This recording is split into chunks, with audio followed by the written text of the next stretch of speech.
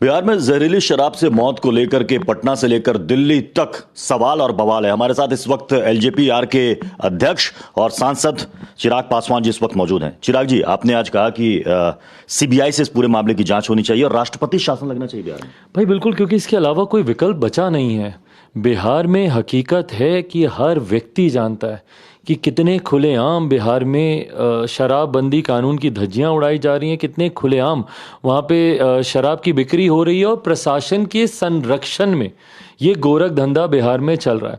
हर प्रशासनिक अधिकारी को पता है, स्थानीय प्रशासन के लोगों को पता है कि उनके इलाके में कहाँ कहाँ अवैध शराब का निर्माण हो रहा है या कैसे सीमावर्ती इलाकों से आयात किया जाता है शराब का दूसरे राज्यों से, ये सबको पता है। पर उसके बावजूद अगर वहाँ की राज्य सरकार खामोश है और मुख्यमंत्री की जिम्मेदारी ज़्यादा इसलिए बढ़ जाती है क्योंकि हमारे प्रदेश के गृह मंत्री भी वही हैं, अगर उसके बाद अगर वो खामोश रहते हैं तो कहीं ना कहीं एक मौन समर्थन ऐसे असामाजिक तत्वों को, ऐसे आपराधिक लोगों को मिलता है जिनकी संरक्षण में ये धंधा और फल फूल रहा है। उन्होंने तो कहा कि हमने एसआईटी का गठन कर दिया है, दोषियों को छोड़ा नहीं जाएगा, कई गिरफ्तारियां भी हो गई। भाई कितनी गिरफ्तारियां? आप मुझे कोई एक बड़ा तस्कर बता दीजिए, कोई एक बड़ा गिरोह बता दीजिए 2016 से लेकर अभी तक जिनको मुख्यमंत्री नीतीश कुमार जी ने पकड़ा। बिहार की सलाखों के पीछे देखेंगे, बिहार के गरीब शोषित वंचित वर्ग से आने वाले आम बिहारी लाखों की संख्या में सलाखों के पीछे बंद हैं शराबबंदी कानून को लेकर। पासी समाज के लोग ताड़ी बेचने के लिए शराबबंदी की धाराएं उनके ऊपर लगा दी जाती हैं, पर कोई एक गिरोह आपको नहीं मिलेगा। जितनी बड़ी मछलियां हैं तथाकथित, वो तो इनकी पार्टी में भी मौजूद हैं, ये अपने प्रत्याशी उनको बना देते हैं उपचुनाव में। पर इन लोगों को पकड़ना या इनके ऊपर कार्रवाई करना, मुख्यमंत्री सदन में खड़े होकर क्या बोलते हैं, नैरेटिव कैसे बदलते हैं? वो बोलते हैं कि जो पिएगा वो मरेगा। मतलब पूरा दोष पीने वाले का है और पिलाने वाले का क्या? जो पिएगा वो मरेगा, पर जो पिलाएगा वो बिहार में मौज करेगा। इसी नीति पे काम कर रहे हैं। वो ये कह रहे हैं कि जो लोग आज सवाल उठा रहे हैं कल तो वही हमारे साथ थे, उनके लिए ये कानून बड़ा अच्छा था। हमने जब शराबबंदी की तो लोग तारीफ कर रहे थे और आज भी कई राज्य के सीएम हम तारीफ कर रहे हैं, कह रहे हैं फिर से हम सर्वे कराएंगे, बताएंगे कि कितना फायदा हुआ है बिहार को। भाई इस कानून का समर्थन तो हम लोग भी करते हैं। कानून से किसको परहेज है? 2016 में मैं विपक्ष में था, तब भी उस वक्त भी हम लोग एनडीए का हिस्सा थे, ये लोग महागठबंधन में लालू जी के साथ थे, तब भी हम लोगों ने इनका समर्थन किया था। पर कानून का समर्थन करते हैं, पर वो कानून एग्जीक्यूट तो हो, इंप्लीमेंट तो हो ढंग से। कौन सी तैयारी की आपने इस कानून को धरातल पर उतारने से पहले? भाई लोग एल्कोहलिक होते हैं, उनको शराब की लत होती है। कितने रिहैब सेंटर्स इन्होंने बिहार में खोले?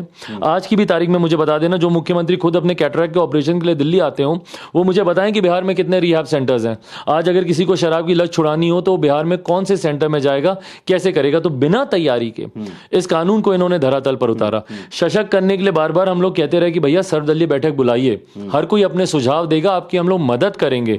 पर अहंकार मुख्यमंत्री जी को इतना है कि किसी की बात सुनने को तैयार नहीं है। तेजस्वी यादव ने भी यही बात कही, तो फिर बताइए, वो कह रहे हैं कि फिर बताए बीजेपी वाले और बाकी लोग जो सवाल कर रहे हैं कि क्या हम शराबबंदी बंद कर दें यहाँ पर? भाई कानून को सशक्त तरीके से धरातल पर उतारिए। बंद करने के लिए आपसे कौन कह रहा है?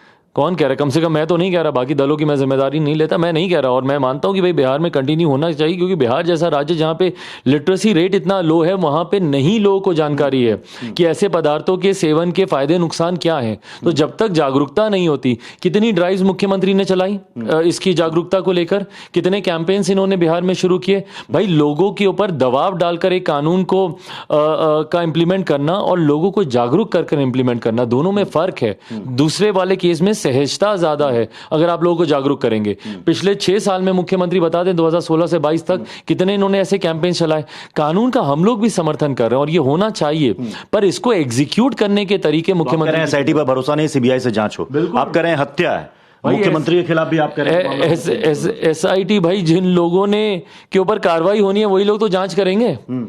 जिन लोगों के ऊपर कार्रवाई होनी है वही लोग अगर जांच करेंगे तो परिणाम तो सबको पहले से ही पता है। और मैं मानता हूं कि यह हत्या है, क्योंकि अगर आप किसी को जहर देकर मारते हैं तो वो हत्या की ही श्रेणी में गिना जाता है। तो मामला किस पर दर्ज होना चाहिए फिर? भाई प्रशासनिक तमाम अधिकारियों के साथ साथ मुख्यमंत्री नीतीश कुमार जी पर, क्योंकि उस विभाग के हेड वो ही हैं, प्रदेश के गृह मंत्री वो हैं। और अगर आपका विभाग अगर किसी ऐसी गलत गतिविधियों में अगर संलिप्त है तो इसकी जांच की आंच आप तक आएगी, क्यों नहीं आएगी? कह रहे हैं 200 से ज्यादा आंकड़ा है, बिल्कुल बिल्कुल। मैं मसरक खुद गया हूं भाई, इसलिए मैं जानता हूं। मैं वहां पे अधिकांश परिवारों से मैं मिलकर आया हूं जिनके ऊपर ये दबाव डाला गया कि भाई तुरंत आनन फानन में दाह संस्कार कर दो, पोस्टमार्टम मत कराओ। अभी भी दबाव डाला जाता है कि भाई ये मत बताना कि जहरीली की शराब पिए थे, उस वजह से निधन हुआ, नहीं तो तुमको भी जेल में डाल दिया जाएगा।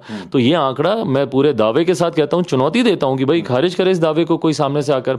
200 से ज्यादा वहां पर मौतें हुई और इस आंकड़े को प्रशासन दबाने का काम कर रहा है। शुक्रिया हमसे बात करने के लिए। चिराग पासवान साफ साफ कह रहे हैं कि आंकड़ों को दबाया जा रहा है और जो तत्परता पहले दिखाई जानी चाहिए थी, अगर वो दिखाई जाती तो आज ऐसी नौबत नहीं आती। वीडियो जर्नलिस्ट मस्तान के साथ प्रत्युष खरे, टीवी 9 भारतवर्ष, दिल्ली।